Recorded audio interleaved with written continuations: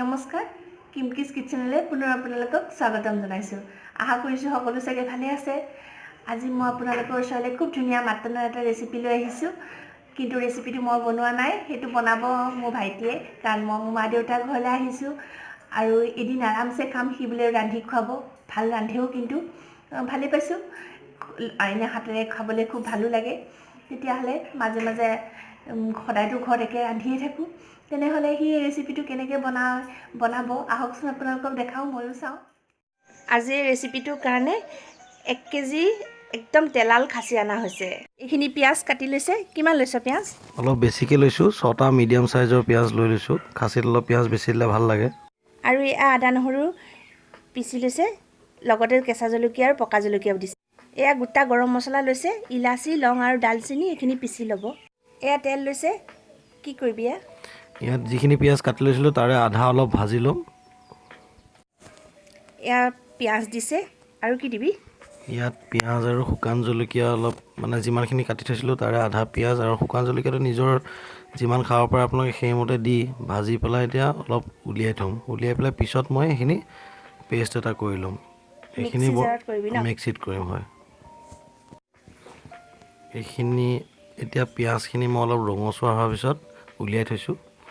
এইখিনি এতিয়া পেষ্ট এটা কৰিম আৰু ইয়াৰ পৰা ভাল সোৱাদ এটা আহে পিছত মাংসখিনিত, ভাল লাগে, ৰংটোও ভাল হয়। শুকান জলকীয়াটো অকণ ভাজ খাই গ'ল। তেলখিনি গৰম হৈয়ে আছে। ইয়াতে এতিয়া অকণমান চেনিও দিছে। চেনি কিয় দিছ? চেনি দিছোঁ যাতে অকণমান মিঠা মিঠা ভাৱটো আহে আৰু ৰংটোও ভাল হয় তেলত। খালি বেছি দেৰি থাকিব নিদিব, নহ'লে আকৌ তিতা হৈ যাব। এতিয়া অকণমান লৰাই মেলি আমি পিঁয়াজখিনি দি দিম। যিখিনি বাকী আছিলে, পিঁয়াজ ৰৈ গৈছিলে, সেই বাকী থকা পিঁয়াজখিনি আমি এতিয়া দিলোঁ তেলখিনিত, দি অলপ দেৰি এতিয়া ভাজিম। পিঁয়াজখিনি এতিয়া অলপ সময় মানে গলালৈকে, ৰঙচুৱা হোৱালৈকে ভাজিবি ন? অঁ, ৰঙচুৱা হোৱালৈকে ভাজিম অলপ দেৰি পিঁয়াজখিনি।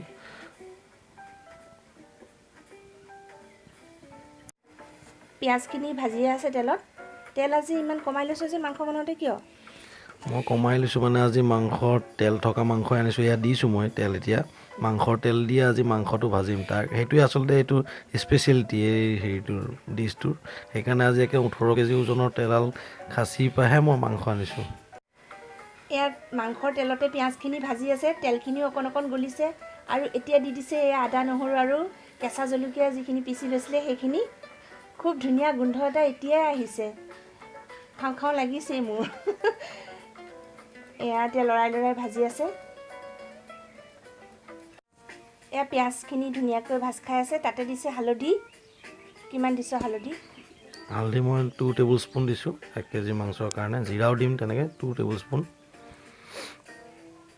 দি পেলাই মই অলপ ভাজিম। এতিয়া এইখিনি যিমান ভাজা যায় আচলতে মছলাখিনি, সিমানেই টেষ্টটো ভাল হয় মাংসত।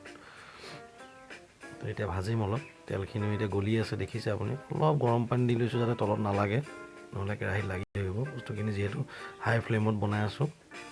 মাংসখিনি ভাজি থাকি মানে হেৰিখিনি মছলাখিনি এতিয়া যিমান ভাজিম। অলপ বিলাহী মই এটা সৰু সৰুকৈ কাটি লৈছিলোঁ, সেইখিনিও দি পেলাই একেলগে এতিয়া ভাজিম আৰু সেইখিনি বিলাহীখিনি গলি যোৱালৈকে।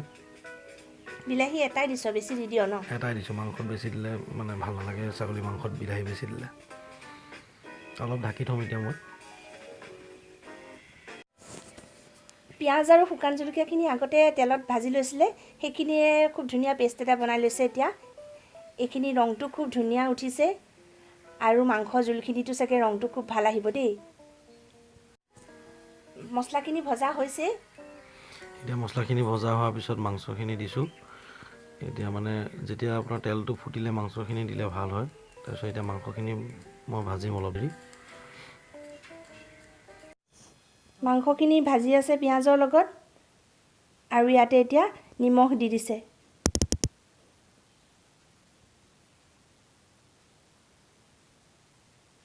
এতিয়া মই মাংসখিনি অলপ দেৰি ভজাৰ পিছত 15 মিনিটমানৰ কাৰণে ঢাকনি দি থৈ দিম ল' ফ্লেমত, কাৰণ মাংসৰ পৰা যিহেতু অকণমান পানী ওলাব সেইকাৰণে। এতিয়া মই ঢাকনি উঠাই চাইছোঁ মাংসখিনি ভাজা হৈছে। এতিয়া যিখিনি পেষ্ট কৰি থৈছিলোঁ সেইখিনি মই এতিয়া দিম, দি পেলাই আকৌ অলপ দেৰি ভাজিম। এয়া দেখিছে আপোনালোকে মাংসৰ পৰা তেলো ওলাইছে ধুনীয়াকৈ।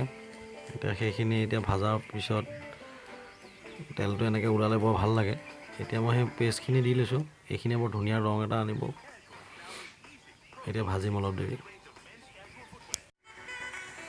মাংসখিনি ধুনীয়াকৈ ভাজি আছে আৰু ইমান ধুনীয়া গোন্ধ ওলাইছে। আলু দিছ, এতিয়া দিলি যে আলু আজি দেৰিকৈ?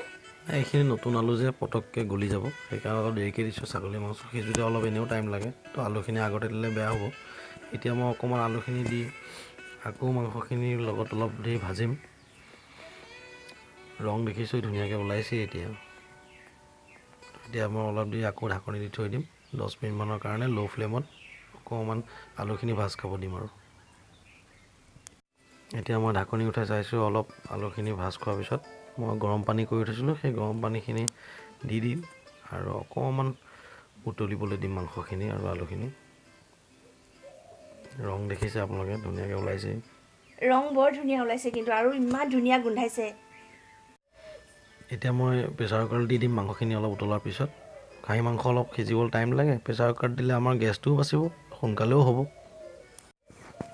এয়া মই এতিয়া প্ৰেছাৰ কুকাৰত লৈ ল'লোঁ, অকণমান গৰম পানী দি লৈছোঁ আৰু অলপ পানী বেছিকৈ দি এতিয়া মই 3টা হুইচেল মাৰি দিম। 3টা হুইচেল মাৰিলে এতিয়া কিয় দিছ, কেৰাহীত দিছ? নাই, আৰু 2টামান কাম আছে, চাই থাক। কেৰাহীতহে হ'ব এইকেইটা। এয়া কি দিছ? এয়া গোটা গৰম মছলাখিনি যে পিচি থৈছিলোঁ সেইখিনি এতিয়া দিম। গৰম মছলা মই পিছত দিলেহে গোন্ধটো ভাল পাওঁ আচলতে। গৰম মছলা দিয়াৰ পিছত ইমান ধুনীয়া গোন্ধাইছে। আচল গোন্ধ এতিয়া পাবি। এয়া চা, একদম ঘৰত বনোৱা গৰু ঘিউ।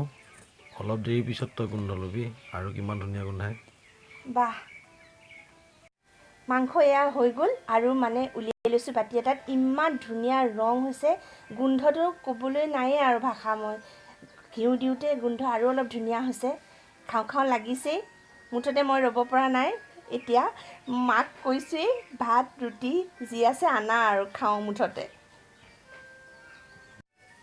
আৰু এয়া মই এতিয়া উলিয়াই লৈছোঁ ভাত ৰুটি, মই মুঠতে 2টাই খাম মাংসৰ লগত আজি। আপোনালোকেও ৰুটি, লুচি, ভাত, পৰঠা মুঠতে যিহৰ লগতে খাব আৰু এনেকুৱা মাংস বনাব। তেলতে মানে মাংস বনাব, কাঁহীৰ তেলতে খাহী মাংস। গতিকে আজি মই মুঠতে ধুনীয়াকৈ মাহঁতৰ ঘৰত আহি ভাইটিয়ে বনোৱা খাওঁ। আপোনালোকে আজি মোৰ ভিডিঅ'টো কেনেকুৱা পালে মোক জনাবলৈ নাপাহৰিব। আৰু যদি ভাল পাইছে, লগৰ বন্ধু বান্ধৱী পৰিয়াল সকলোৰে লগত শ্বেয়াৰ কৰিব। আৰু মোৰ চেনেলটো প্লিজ ছাবস্ক্ৰাইব কৰিবলৈ নাপাহৰিব। এনেদৰে মই নিজে ৰন্ধাও দেখুৱাম আৰু কেতিয়াবা ক'ৰবাত ভালকৈ যদি কোনোবাই ৰান্ধে সেয়াও আপোনালোকক দেখুৱাবলৈ চেষ্টা কৰিম। আজিলৈ আহিছোঁ, ধন্যবাদ।